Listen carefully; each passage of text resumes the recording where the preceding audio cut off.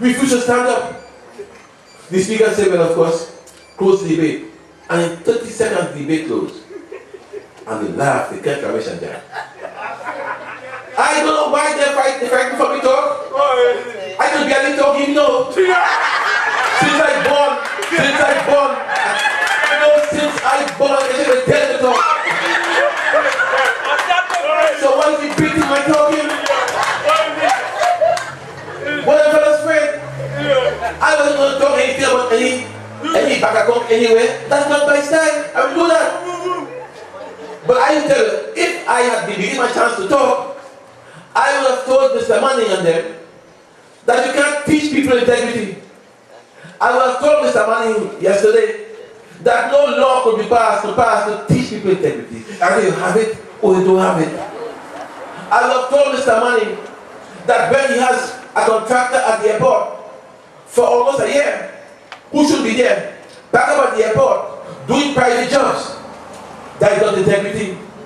I would have told Mr. Manning, when that same contractor do a bad runway for $40 million and begin this same runway to do it again for $138 million, that is not integrity. I would have told Mr. Manning, when that same contractor have a complete plant by nurses on the highway and he has no government jobs and didn't do one single job for the flyover, private jobs on government compound, that is not integrity. I would have told Mr. Manning that when I carried Donna Brazil in the breakfast shed for lunch on Sunday for lunch, she only crab and dumpling. And as she began to eat the crab, I tell the truth, we had to take about 4 different tables because she had to swim, leak from the roof. Leak from the roof. We took lunch with an umbrella because the roof is leaking. And the roof was repaired last month for $10 million. I wanted to talk about those things.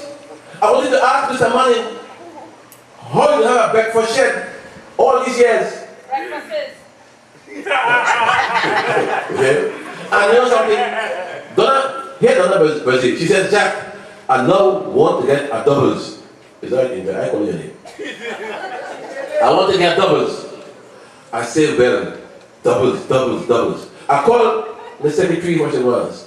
I said, find doubles for me. I want your bonus rest. She can't find doubles for me. So she called back and she said, I can't get doubles, man, she bonus. I said, now give it too far. And I did. I tell you why. I said, well, listen, my dear. If you can't get doubles, whatever you do, I apologize. So I apologize to the US Democratic strategists. I said, I'm sorry. And then it dawned on me, if you have a breakfast shed in Port Spain serving Creole food, why we don't have one serving Indian food? Why not? Well said. Why not? Well said. Good point. And that's what I did to ask Mr. Manning yesterday. So when Munila Gallery and things and so on, Munila doesn't understand. He is blocking Zamish and me for doing the people's job. Munila is gathering to suit Padre and Kamala. We are gathering, but we of course come to talk for you. But the point is, my friends, that I want to tell you tonight, they will block us in parliament as they want. They can't stop Because they lose again. But we have a parliament to talk to, you know. You. We have a parliament. Our parliament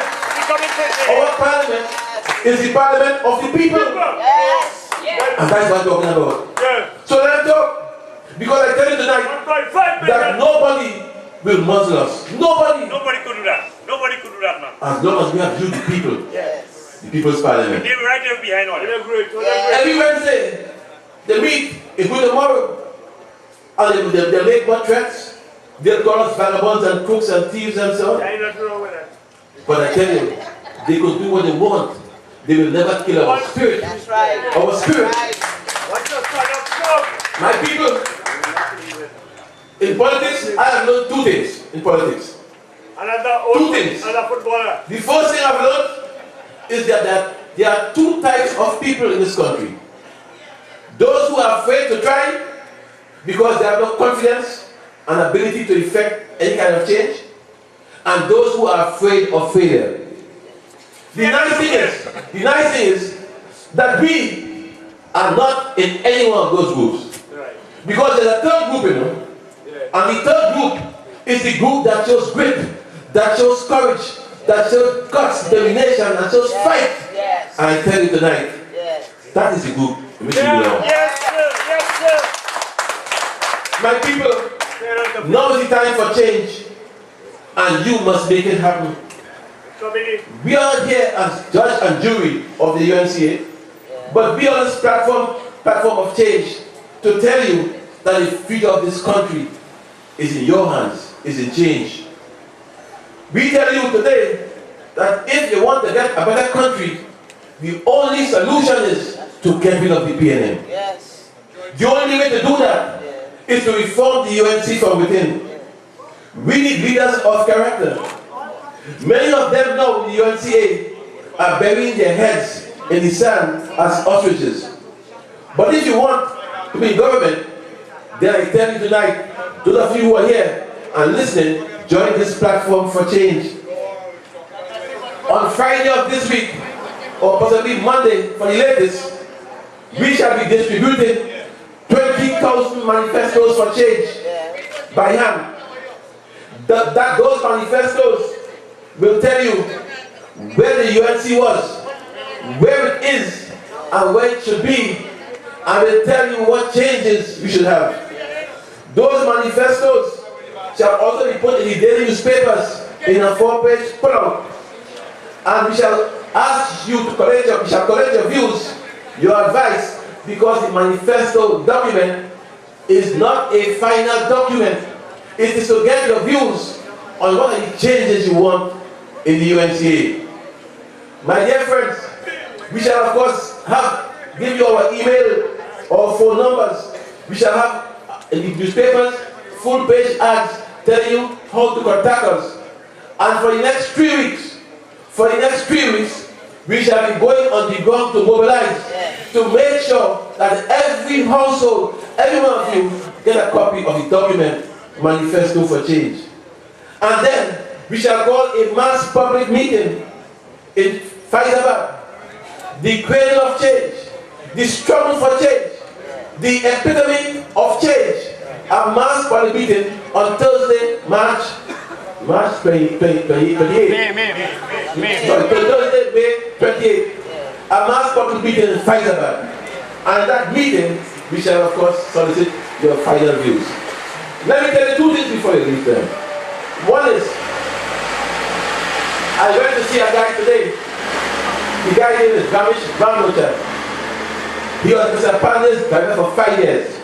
Driver and bodyguard. He went on leave. So he came back from leave.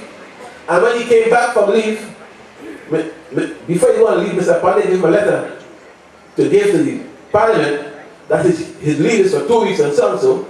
And I recommend him back for employment as of September 30, 2008. For 5 years with Mr. Panda. When he came back to work, he discovered he had colon cancer. He's dying.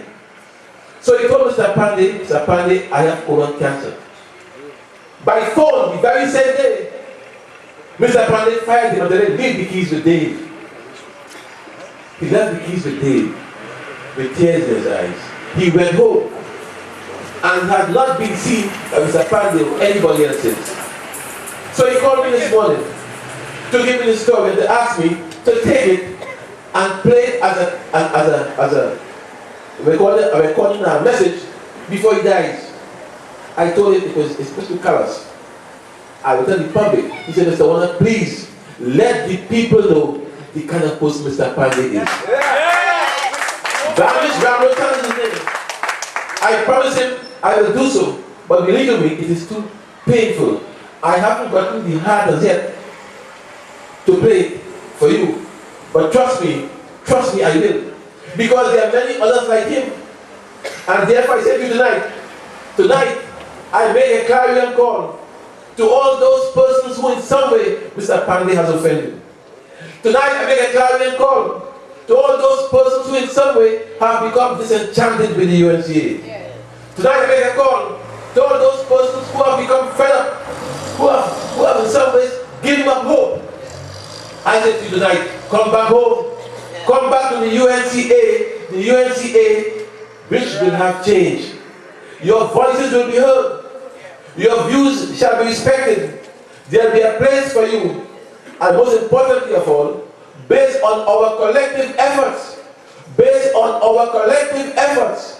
with or without Mr. Pandey, change will come. Yes. Change will come. Yes. And with change, we shall be in government. I thank you all and good night.